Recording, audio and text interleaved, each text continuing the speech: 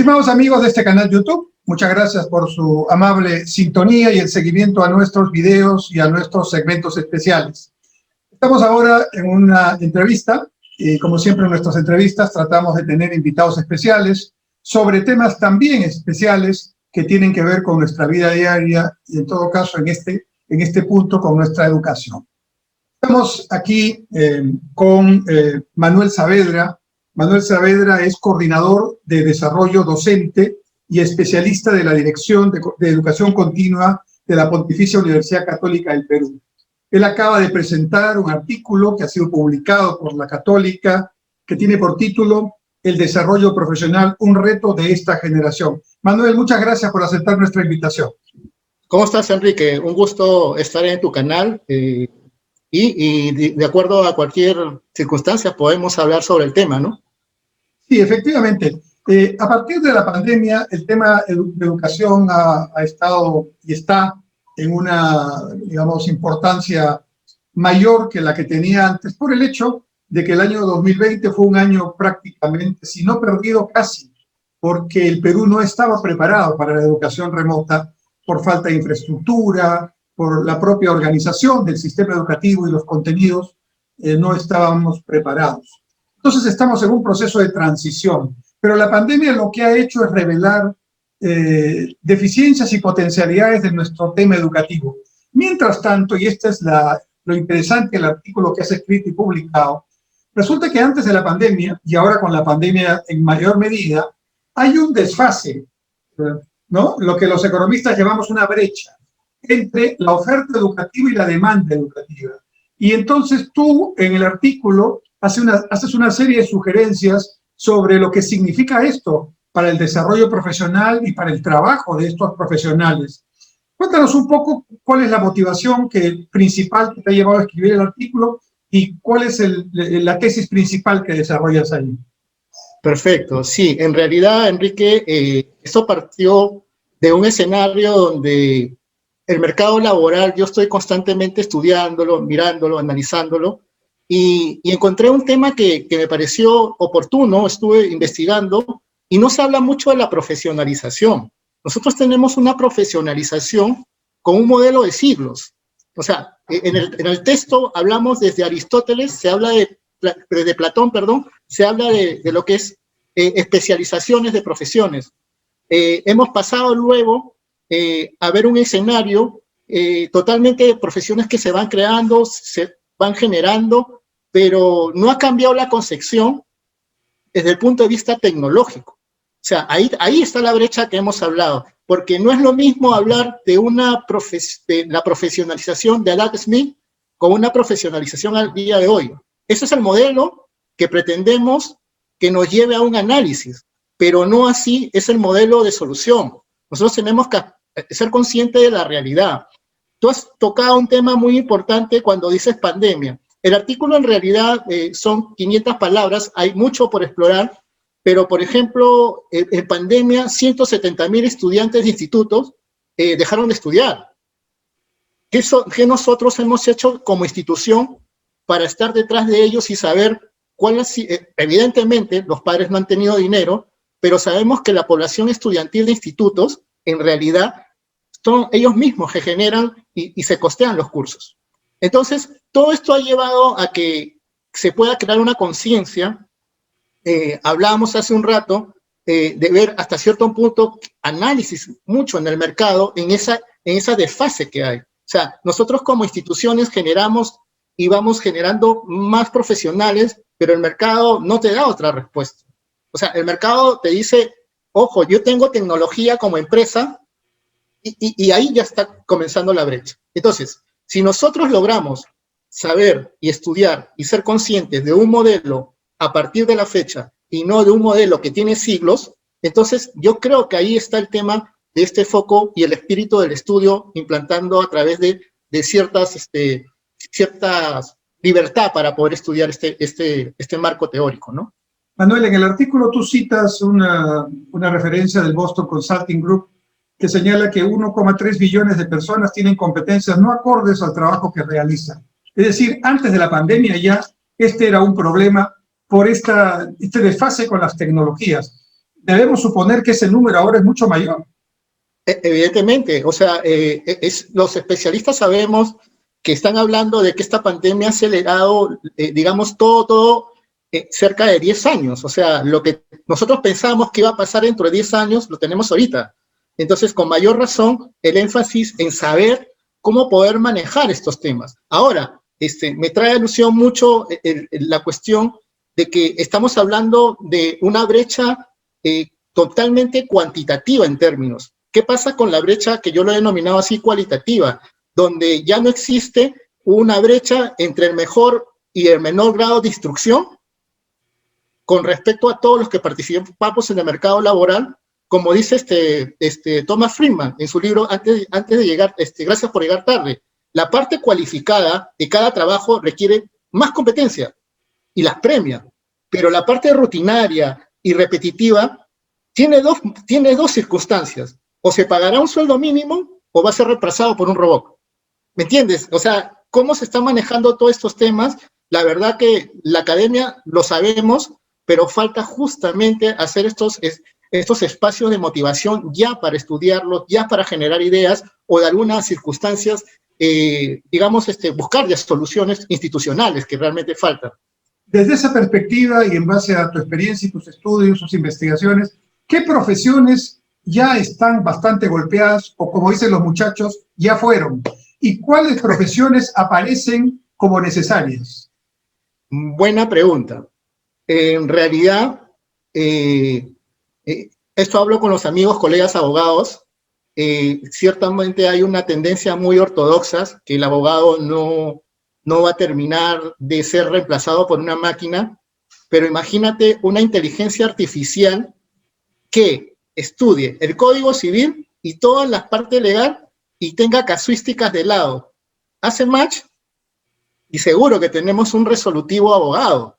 Entonces, esas profesiones antiguas, justamente la que nosotros éramos empoderados y nuestros padres orgullosos de los estudios, tenemos que poner las barbas en remojos y saber realmente si estamos dispuestos a generar esa convivencia con inteligencia artificial y que adicionalmente nosotros podamos seguir estudiando con otras actividades en paralelo. Ahora, yo no podría decirte qué profesiones en sí, pero en este escenario te puedo plantear que ya un médico está siendo reemplazado en el puesto de operaciones y operando con 5G. Tienes la operación en Manila y se está dando por 5G remoto en Estados Unidos. Entonces, ahí tenemos otra profesión. Tenemos justamente las cuestiones tenemos hoy en día, el año pasado, una empresa de riesgos en Hong Kong tuvo el primer director de inteligencia artificial.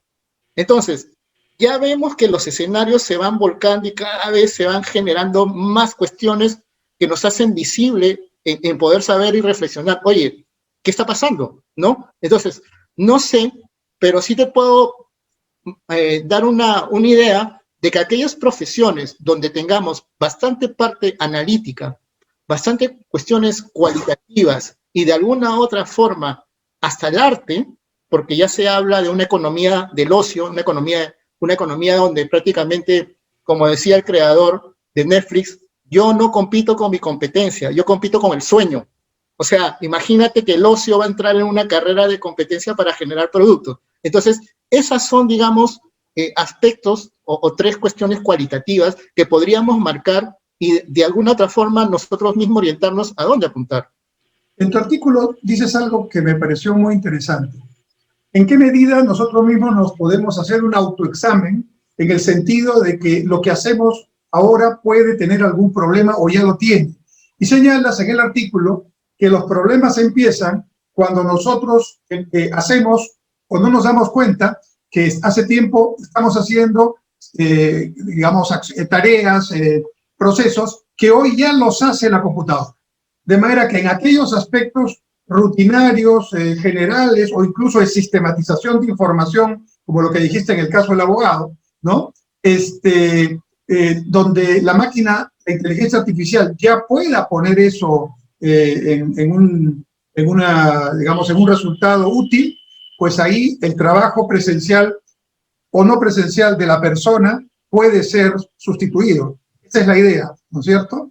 Así es, en realidad, y lo vemos en escenarios prácticos. Mis amigos abogados se van a un poco incomodar con lo que les voy a decir, pero tengo amigos, por ejemplo, que capacitan a magistrados en provincia y cuando plantean un solo caso, donde la respuesta debe ser único, con código civil incluido y aspectos de jurisprudencias determinadas, resulta que en ese escenario de aulas tienes, en un escenario de 25, tienes 25 maneras de responder y que el magistrado pueda determinar. 25, cuando la casuística es uno, el código civil es otro. Entonces, imagínate que esos 25 magistrados compitan con una inteligencia artificial que tiene todo el poder de raciocinio y procedimiento lógico y te ofrezca una determinada resolución justa. Entonces, te das cuenta. Entonces, esas cosas que quizás no se está valorando, tanto desde el aspecto de la academia como institución para formar y generar, y del mercado, porque como has podido ver en el artículo, la interdisciplinariedad se maneja en la empresa. Y nosotros estamos generando todavía en la academia formación de docentes para depender en empresas y no para ser empoderados como profesionales independientes o generadores de empresas. Entonces, esas cosas que justamente nosotros no podemos contemplarlas, o en todo caso, uno que está en su profesión todavía no lo siente. Yo creo que hay que ya reflexionar sobre el tema, hay que marcar ya escenarios, porque lo importante de todo esto es marcar escenarios, ¿no? Se habla, por ejemplo, de que aquí, para el 2025, las empresas de software van a requerir cerca de 1.200.000 programadores en Latinoamérica, solo en Latinoamérica. Entonces, estamos preparados como para generar esa masa de trabajadores, estamos preparados en la currícula para desarrollar acorde una temática que vaya, te voy a cansar en el diálogo, voy a parecer un poco incómodo, pero a mí me preocupa mucho la inteligencia artificial, y te lo voy a decir de nuevo, estamos preparados para hacer currículas determinadas y formar de aquí a 4 años, 2025, a la vuelta de la esquina, esa demanda en América Latina. Entonces, son temas que en realidad preocupan, y ese es un poco el espíritu. Claro, y la interdisciplinariedad tiene que ver también con una formación interdisciplinaria. Y aquí creo que todos profesores universitarios, y creo que tenemos que hacernos una autocrítica, ¿no? Todavía estamos formando, y aún con las especialidades con mayor tecnología, pero los estamos formando de cierta manera como compartimentos estancos. No estamos interrelacionándolos previamente para ejercitarnos en esa tarea que hoy es vital, ¿no? Ahora, ya la inteligencia artificial ha avanzado mucho, la máquina le ganó una partida de ajedrez a un gran ajedrecista, de manera que ya esto tiene un camino que solamente la velocidad y la tecnología nos dirá dónde termina. Hacía un video hace poco sobre los neuroderechos, ahora que ya las tecnologías de las neurociencias están yendo a la cartografía del cerebro y con el gran objetivo de reemplazar al cerebro en una máquina. Pero por eso tienen que tener primero la cartografía. Y eso es un tema que demanda mucho tiempo con las tecnologías disponibles. Pero entonces, yendo a la parte ya concreta de oferta educativa y demanda educativa, tú planteas en el artículo que la oferta tiene que tener un diseño curricular pertinente, ¿no? Que tenga en cuenta lo relativo a que no puedes formar a alguien para que vaya a hacer algo que ya la inteligencia artificial hace. Ese sería un primer criterio. Que levantar, incluso podría ser una buena investigación, ¿no? Levantar qué es lo que hace la inteligencia artificial hoy en día, más o menos, en el mundo, en las diferentes disciplinas, y advertirle a las universidades, ya no formen para esta parte del trabajo, formen para las otras, como tú estás señalando. Y en el lado de la demanda, ahí viene otro problema. Ya Drucker decía en ese libro de la sociedad, o de la gerencia en la sociedad moderna, que ya no solamente hay que especializarnos en la carrera que tuvimos, sino que de repente, en nuestro ciclo vital, debemos tener 2 carreras, porque de repente la carrera nuestra ya desaparece antes que nosotros, ¿no? Entonces, ¿cómo manejar estos temas?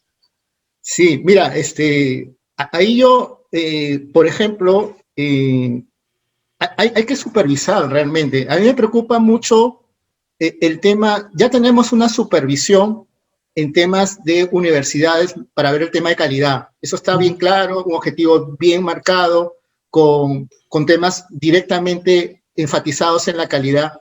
Pero, por ejemplo, ¿tú sabías que los institutos son supervisados por el Ministerio de Educación hasta antes, cuando debería ser SUNEDU? Entonces, SUNEDU es el ente supervisor. Entonces, mira esa marcada diferencia institucional.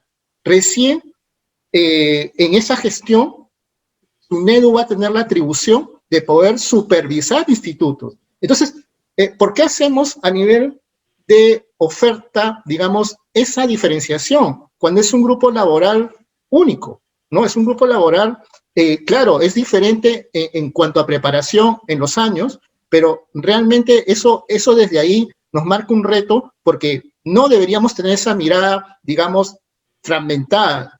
O sea, nos preocupan los chicos de ahora, sí, nos preocupa tanto el de universidades como institutos, ¿no? Entonces, eso es por un lado. Por otro lado, ¿qué tenemos? ¿No? Por otro lado, tenemos una suerte de lo que ahorita nomás en pandemia, hasta noviembre del 2020, 290,000 nuevas personas sacaron un RUC.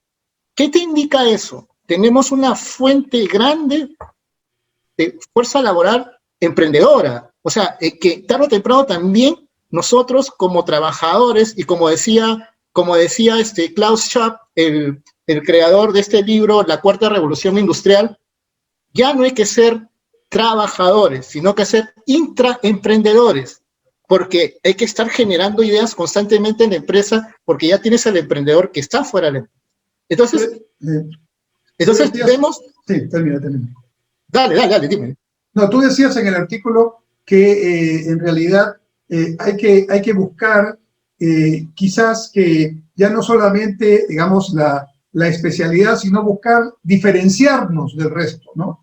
Y un tema importante que acabas de mencionar también, debemos formar en los institutos o en las universidades a profesionales, a técnicos que realmente estén para los temas que se necesitan. No hay un levantamiento de esos temas. Tú hablabas de los programadores. En mi experiencia, cuando fui ministro de Transportes, todos los estibadores que antes cargaban los bultos en el puerto, ahora ya no tienen trabajo de ese tipo, porque hay unas grúas que se encargan de cargar los contenedores, ya casi carga general no hay, ¿no? Y entonces lo que se necesitaban eran grueros, vamos a decir así, que manejen las grúas.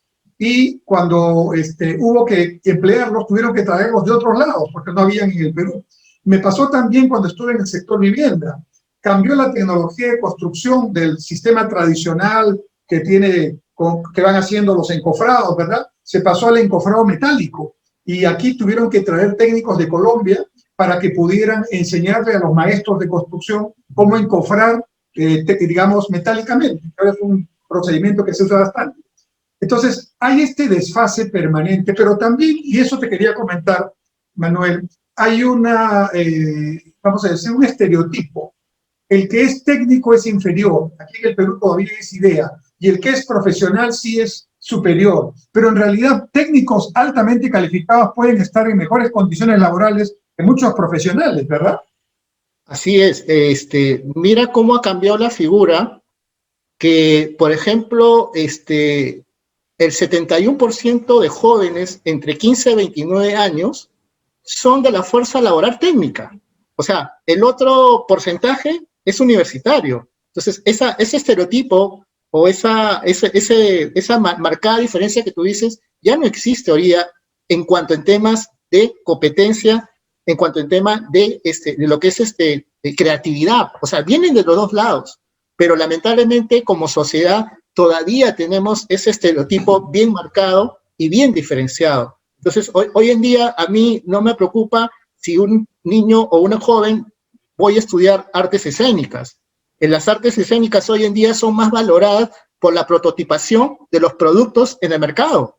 Entonces, tampoco me preocuparía como padre de familia si mi hijo pueda estudiar o tener la idea de estudiar lo que es actuación, porque también tenemos esas ideas que hoy en día no se pondera mucho las artes. Las artes es muy importante. En todos los productos de línea, donde se marcan ciertamente nuevas producciones, están inmersos muchos creadores en temas artísticos. Entonces, te das cuenta que nosotros como sociedad todavía tenemos ese cierto prejuicio para poder cementar eso, pero eso no se debe dar. Ya te he dicho institucionalmente cómo lo hemos venido cementando la fiscalización de los institutos, cuando debería ser SUNEDU, como le decía en la reflexión anterior. Entonces, es muy importante que a nivel de sociedad se tome conciencia de esto, del tema que justamente hemos hecho en ese artículo de la profesionalización. Profesionalización con todos sus satélites alrededor, con todo lo que implica manejar el nuevo profesional, ¿no? Con todo lo que tiene que ver en el desarrollo de persona, porque a veces no vemos ese lado, ¿no? Entonces, por ejemplo, en cifras en noviembre del 2019 estuve participando en un informe de la consultora Walcom, donde querían analizar qué cosa motiva más al peruano en la gestión de desarrollo. Y mira esta cifra, el 48% respondió que liderar un proyecto o situación desafiante para el peruano es motivante, como desarrollo personal. ¿Qué colaborador, qué jefe no va a querer ese potencial trabajador que maneje justamente, que le entreguemos un proyecto, que ese proyecto tenga creatividad y que marque la diferencia? Por eso hablábamos de lo que es ese tema de los intraemprendedores, pues, ¿no? Porque estamos manejando creatividad y eso también es un componente que nosotros nos podemos diferenciar de una lógica programable y constante que son los algoritmos en este caso. Entonces, ahí está el desafío. Manuel, ya estamos en una campaña electoral atípica, con pandemia, con aislamiento, pero dentro de algún tiempo corto vamos a tener un nuevo gobierno y un nuevo Congreso. ¿Qué le dirías a nuestras nuevas autoridades si te dieran la oportunidad de decirles, bueno, ¿qué hago en este tema teniendo la oportunidad de empezar un gobierno? Como dicen, escobita nueva, barre bien. Hay cierta oportunidad para quien está asumiendo recién las funciones. ¿Qué podría hacer para empezar a abordar este tema de una manera sistémica, de una manera integral? Buena pregunta. No quería meterme en el ámbito político, pero sí tenemos una responsabilidad como ciudadanos, que nosotros queremos una educación de calidad. Definitivamente es un hecho, pero no solamente que queden palabras, ¿no? Que puedan ver estos espacios de estudio y comunicación entre la academia y el empresariado, de poder justamente, en ese artículo, como te mencionaba, traigo un poco de cola, en realidad para 500 palabras hay muchas cosas que poder agregar, pero es el estándar que manejamos en la Universidad Católica para este artículo de opinión. Entonces, por ejemplo, no hay un centro de estudios o de mando general de optimización de profesiones para que justamente alimente esa parte entre universidad y empresa. O sea, si bien es cierto, tenemos observatorios, pero los observatorios se manejan mucho a nivel de lo que es datas cuantitativas que ayudan, pero no aterrizan mucho en el tema, digamos, de manejo de desarrollo curricular o de todo caso, ingresar con los elementos o destacadas informaciones que se puedan brindar. Entonces, si tú me preguntas al respecto, yo quisiera ver un gobierno que se preocupe por una base sustentable de una educación de aquí a 20 años, que deje las bases claras sobre el hecho mucho de que ya seamos conscientes de que la tecnología de hoy en día va a ser la competencia primaria para un trabajador. En consecuencia, tenemos que capacitar desde muy temprana edad a manejar ciertos hábitos, como son, repito, la creatividad, pensar en forma ilógica, el algoritmo es predeterminado en forma lógica, ser creativos en aspectos tanto de lo que es propuestas.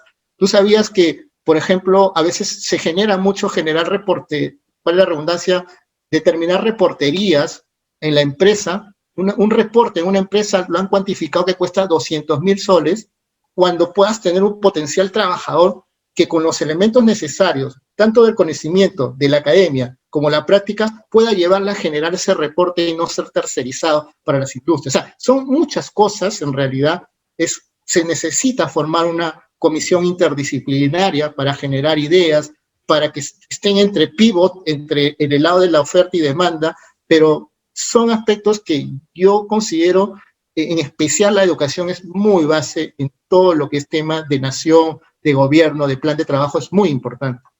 ¿Qué mensaje le darías a los jóvenes que nos están viendo y escuchando y a los menos jóvenes que, digamos, seguramente estamos preocupados porque parte del trabajo que siempre hemos hecho se convierte en rutinario y de pronto ya lo puede hacer una máquina a un costo mucho menor y a una velocidad mucho mayor?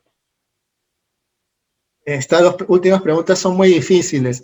En realidad lo que yo veo es que, en primer lugar, el efecto de generar ideas, y no le voy a hacer propagandas a LinkedIn, yo uso mucho LinkedIn, que ese libro que has leído, ese libro, la lectura que es muy importante como disciplina, y que genera un artículo o un párrafo importante, y tú como estudiante o alumno, o tú como persona que ya está próxima a jubilarse, lo puedas exponer a la formación de redes, genera un efecto multiplicador, reflexiona a mucha gente alrededor, vas generando ese espíritu creativo, vas formulando ideas y todo eso. Es un aspecto muy, muy, muy importante en este tema, ¿no? O sea, maximizar el tiempo en cuestiones que nosotros podamos contribuir y ser participativos. Tú sabes que todo esto se maneja en redes, ¿no?